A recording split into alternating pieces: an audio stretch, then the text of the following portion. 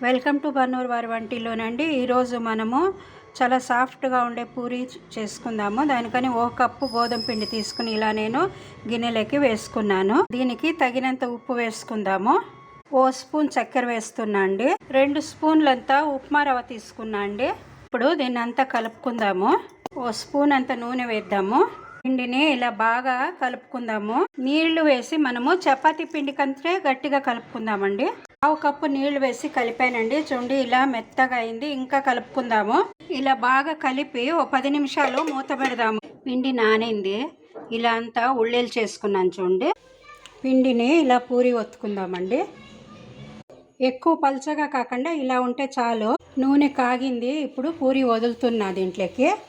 పైన ఇలా ప్రెస్ చేస్తే లావుగా వస్తుంది. చూడండి ఎలా పొంగుతా ఉందో. చూడండి చల్లారినా కానీ ఇవి ఫ్లప్పీగా ఉన్నాయి. మీరు కూడా చేసి